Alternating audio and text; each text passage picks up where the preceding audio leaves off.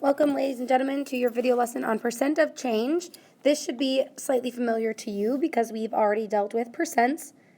We've talked about increase and decrease and what that means. So we'll have some integer practice, some percent practice, and change over time, since you've done rate of change before as well.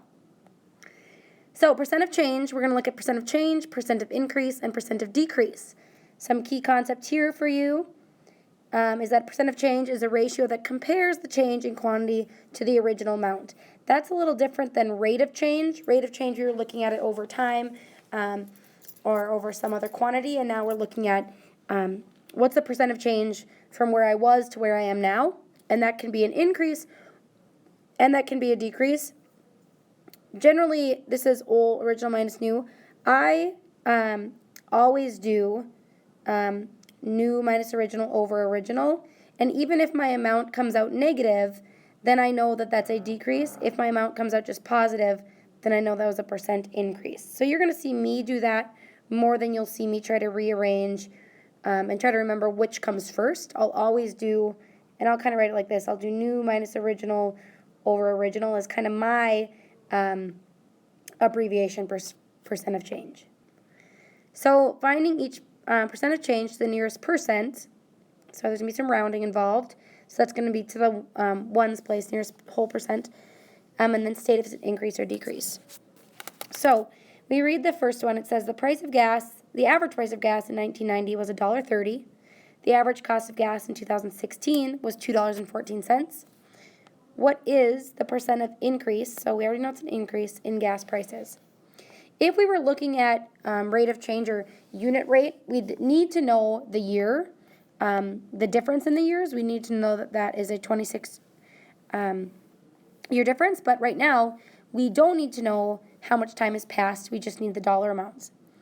But we do need to know which time is most recent. So this is the newest, and this is our oldest. So to find the percent of change, I set up the new, which is $2.14, and that went from when I was at 130. So the difference between those will give us our change, how much money increased or decreased. And out of our original, so our old one was $1.30. So we're wondering how much did it change since 1990. So when I subtract, what I end up with on the top is 84 cents. So it's increased 84 cents from 1990, and that was out of the original 130. So now, remembering this is division, I'm trying to find a percent. So I divide, and what I get is 0.646, and it's going to continue. To change a decimal to a percent, remember I multiply by 100, which is 2 places to the right. So I go 1, 2, and so then I round once to the nearest percent. 6 rounds at 4 to 5. So I have approximately 65%, and since it was positive and my new amount is more, that was an increase. So 65% increase in gas price. Another one of those, it costs Nike $28.50 to produce a pair of shoes that they sell for $100. What is the percent of increase on the price of the shoes from the cost of the shoes? So the original cost for Nike is $28.50. The new cost that you buy them for is $100. So we set up our new, which is $100, minus what it costs them, and that's out of our original, which it cost them $28.50.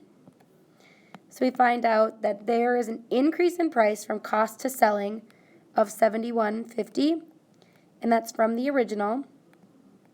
So we divide, and I end up with 2.508, and that's going to continue. And notice, though, I'm still looking for a percent, so I have to move that times by 100 for a percent. So I get 250.8, which then would round, nearest percent, 251% increase in price. We're going to learn about that. That's going to be called a markup later on. Last two, and then you're set. Not too bad. So find each percent of to the nearest, and then state if it's an increase or decrease. So a new vehicle, we'll round to the nearest percent again. New vehicle was, so previously, $21,140. During a holiday sale, the car cost $19,820. So we're going to wonder what the percent of decrease is here. So our old cost is less than our new cost because it's a sale. So I'm going to set that up, find out what the change was. So my new minus my original over my original. And what I find out is that it dropped in price by $1,320. And that was from its original price. So when I divide, notice I have a negative divided by positive. I'm going to get a negative, and that's going to be a 0.624, and that'll continue. All that negative tells me is that it was a decrease, so I can get rid of that and just note that that's a decrease. I would actually write out the word decrease. Multiply this by 100 for percent. So I get it's an approximate 6.2% decrease. To the nearest percent would be 6% decrease. Not a very big sale, but a sale nonetheless.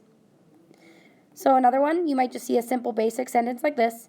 Find the percent of change from 84 feet to 38 feet. So original and new. So we have 38 minus 84 out of our original 84. So we have a negative 46, so a drop in 46 feet out of the original. When I divide that, I get, and that'll continue. Again, that negative tells me that it's a decrease.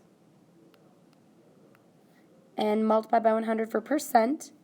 So 54.76% to the nearest percent. 7 rounds that to 5. So approximately 55% decrease in feet. That's it. That's all. All you got to know is how to set up the formula, and then which is new, meaning most recent, and old, meaning less recent. So, see you soon. Remember to be kind to others and respect your everyone. Bye.